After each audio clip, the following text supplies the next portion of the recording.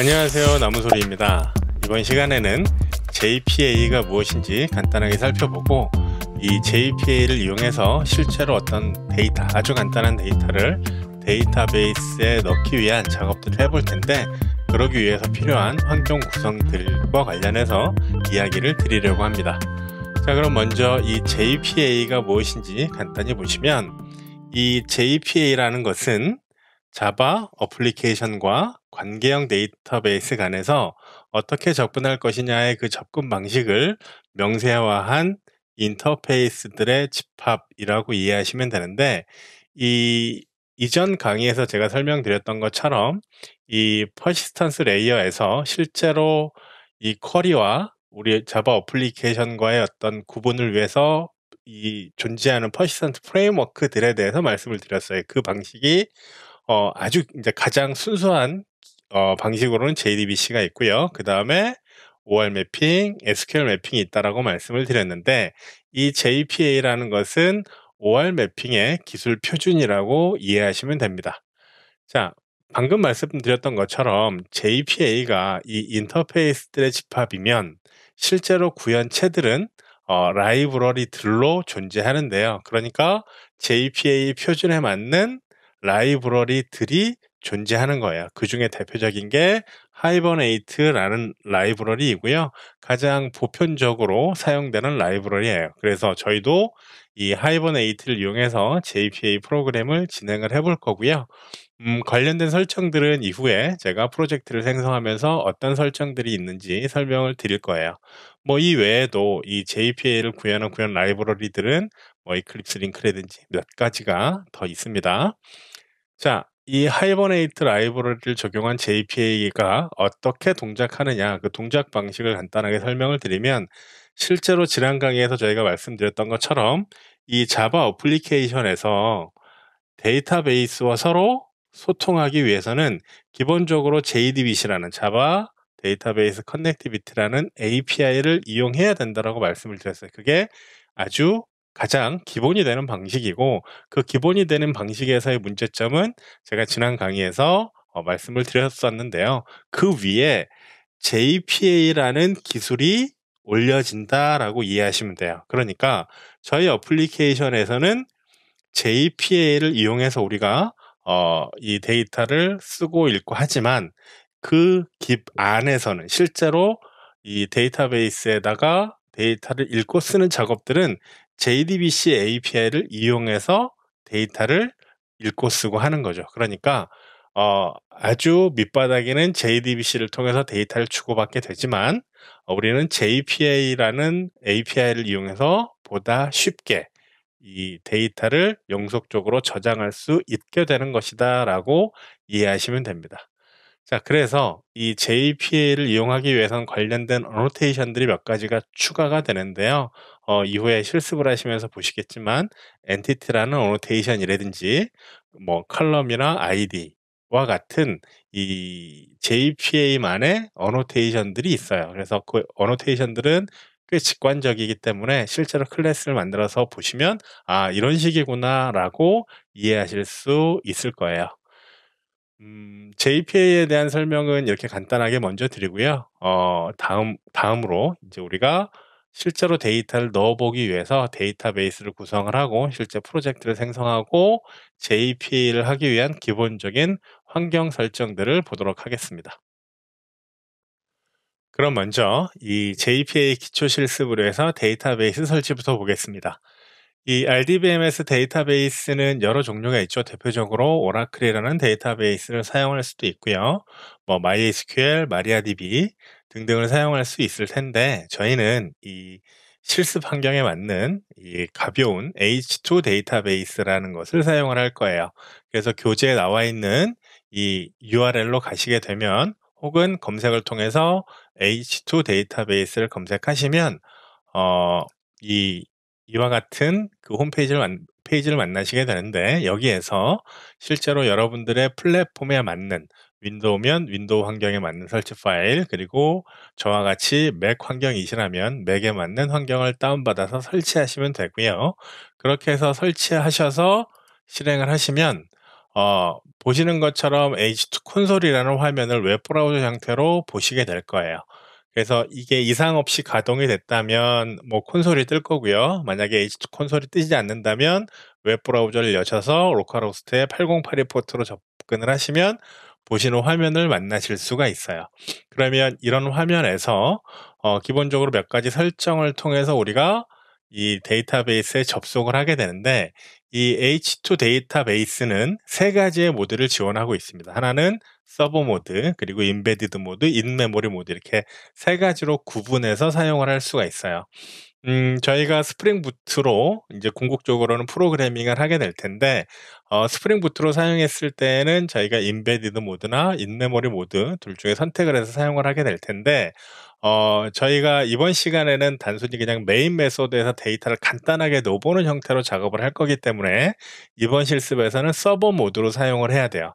자, 서버 모드로 사용한다라는 것은 어떤 의미냐면, 저희가 실습을 하기 위해서는 먼저 이 H2 데이터베이스를 가동을 시켜 놓고, 이 데이터베이스가 가동된 DB 서버가 올라와 있는 형태에서 우리 어플리케이션을 실행해서 접속을 하는 형태가 되어야 된다라는 의미이고요. 이 서버 모드, 인베디드 모드, 인메모리 모드에 따라서 보시는 H2 콘솔에서 처음에 연결할 때 설정이 달라져요. 그래서 지금 저장한 설정에 여기를 선택을 하시면 어 서버 모드냐, 인베디드 모드냐, 인메모리 모드냐를 선택할 수 있고요. 그다음에 드라이버 클래스는 똑같지만 이 JDBC URL이 달라집니다. 이 JDBC URL이 달라지는데, 이 서버 모드일 경우에는 TCP가 붙고요. 이 인베디드 모드일 때는 아무것도 붙지 않고 이 내용이 조금 달라요. 그 JDBC URL이요. 근데 저희는 지금 이 현재 우리가 사용할 모드는 서버 모드이기 때문에 보시는 URL 형태로 이렇게 접속을 하게 돼요. 그래서 JDBC 땡땡 H2 땡땡 TCP에 실제로 이 서버가 있는 IP 주소, 그러니까 전 로컬호스트가 되겠죠. 그리고 여기 tilde db의 나무소리라고 이렇게 작성을 하게 되면, 지금 잠깐 보시게 되면 이 제 루트가 되는, 제 PC 환경의 루트가 되는 곳에 db라는 폴더 안에 나무소리라는 어떤 파일이 하나가 생겨요. 잠깐 보시면 이렇게 나무소리.mv.db라는 파일이 생깁니다. 이 위치가 바로 루트의 db라는 폴더 밑에 이렇게 데이터베이스 파일이 생성이 되거든요. 그래서 이 데이터 파일에 접근하는 URL이다라고 이해하시면 돼요. 근데 처음에 여러분들께서 이렇게 만드신 다음에 연결해도 아마 에러가 나실 텐데, 이게 처음 파일이 생성되지 않은 상태에선 연결이 안 되기 때문에 처음엔 에러가 날 거예요. 그런데 파일이 생기고 난 이후에는 다시 연결을 하시면 오른쪽에 보시는 것처럼 실제로 우리가 데이터베이스를 사용할 수 있는, 쿼리를 실행할 수 있는 이런 화면이 나오고요. 실제로 데이터가 들어있으면 나중에 그 데이터의 정보를 확인할 수 있는 이런 창을 보실 수가 있어요. 그래서 이 H2 데이터베이스를 설치를 하시고 지금 보시는 것처럼 이렇게 H2 콘솔 화면을 확인하시는 것까지 하면 데이터베이스는 이상 없이 설치를 하신 게 됩니다. 그럼 다음으로 실제로 인텔리제이를 이용해서 프로젝트를 구성하고 이 JPA 프로젝트를 하기 위한 환경, 라이브러리, 디펜던시들을 연결하는 그런 작업을 진행하겠습니다. 그럼 이제 인텔리제이를 이용해서 이 JPA 프로젝트, 기본 프로젝트를 한번 시작을 해보겠습니다. 저는 인텔리제이 뉴 프로젝트를 선택을 해서 프로젝트를 생성을 할 건데요. 로케이션은 여러분들이 원하시는 여러분들 환경에 맞게끔 설치를 하시면 되고요. 저는 기본적으로 루트에다가 JPA 워크스페이스라는 폴더를 만들어 놓고 그 안에다 프로젝트를 진행을 할 거예요. 그리고 빌드 시스템은 메이븐이나 그래들 어떤 것을 사용하셔도 되는데, 아무래도 메이븐이 익숙하신 분들이 많을 것 같아서 메이븐으로 프로젝트를 구성하려고 합니다. 그래들도 어떤 식으로 구성을 하면 되는지는 설명을 드릴 거고요.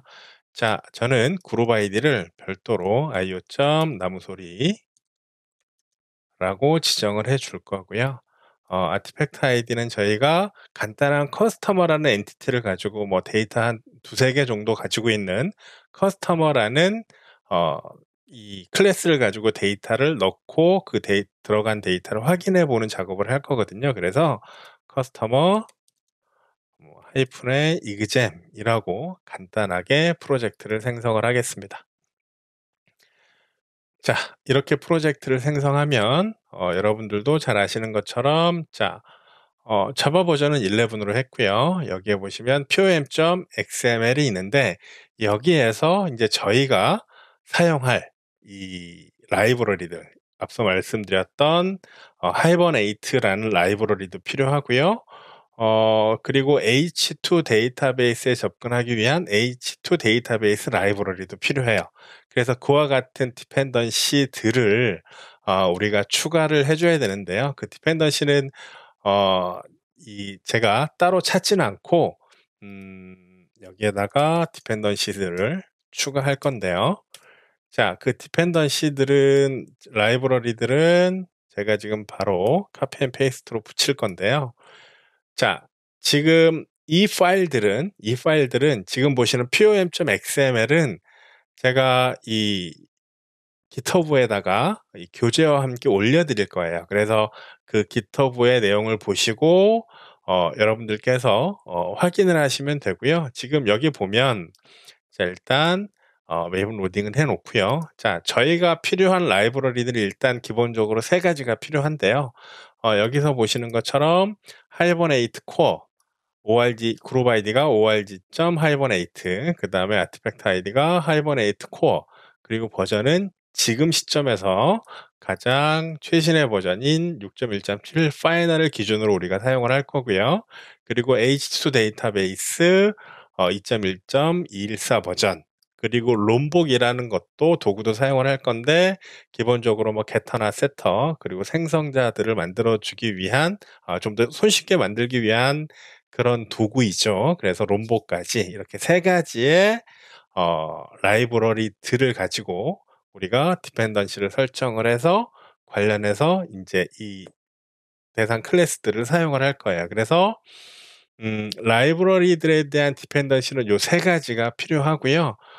교재에서 설명을 쪼끔 다시 보시면 pom.xml의 하이버네이트에 대한 디펜던시, 그리고 H2 데이터베이스에 대한 디펜던시, 그리고 이 롬복에 대한 디펜던시가 필요하다라는 거 먼저 지금 방금 설정을 했고요. 그리고 만약에 이걸 그래들 프로젝트로 만들었다, 그러면 지금 보시는 것처럼 임플리멘테이션이 이렇게 추가가 되시면 돼요. 물론 이 H2 데이터베이스가 임플리멘테이션이거나 아니면 런타임 온리이거나 뭐 상관은 없겠지만 저는 그냥 통일해서 임플리멘테이션으로 해서 이렇게 세 가지의 라이브러리들을 똑같은 버전으로 이렇게 build.gradle 해서 구성을 하시면 된다. 자, 이렇게 보시면 되겠습니다. 앞서서 말씀드렸지만 지금 이 pom.xml 파일은 제가 이 영상의 소개란에 어디 링크에 있는지, GitHub 어디에 있는지를 기록을 해 놓을 테니까요. 거기서 받아서 보시거나 아니면 참조하셔서 이 디펜던시들은 추가를 하시면 되겠습니다. 자, 이렇게 하시면 기본적인 라이브러리들에 대한 설정은 끝났어요. 그럼 실제로 클래스들을 구성을 하고 그리고 이 테스트해 보기 위한 작업들을 진행을 해야 될 텐데, 일단 기본적으로 이번 시간에는 시간이 조금 됐으니까요. 패키지를 구분하고 그다음에 이 이 라이브러리 설정 외에 실제로 JPA 설정을 위한 persistence.xml이라는 파일을 만들어야 되거든요. 그래서 이 persistence XML을 만드는 과정은 다음 시간에 설명을 드리고요. 일단 저희가 저장할 이 클래스만 우리가 지정을 해 주고 그리고 이번 강의를 마무리하도록 하겠습니다. 자, 그래서 일단 패키지를 좀 나눌 텐데요. 메인의 자바에서 새로운 패키지를 구성을 하고요. 패키지의 이름은 io.나무소리.jpa라고 만들도록 하겠습니다. 그리고 여기에 일단 테스트를 위한 클래스를 하나 만들어 놓을 겁니다. 커스터머 jpa exam이라는 메인 메소드가 들어갈 클래스를 하나 정의를 하고요. 그 다음에 이 안에 있는 내용은 제가 다음 시간에 설명을 드릴 거고요. 그 다음에 새로운 패키지를 하나 추가할 건데 여기에 엔티티, 커스터머라는 클래스가 들어갈 엔티티 클래스를 위한 패키지를 하나 구성을 하고요. 이 엔티티 패키지에서 커스터머 클래스를 정의합니다.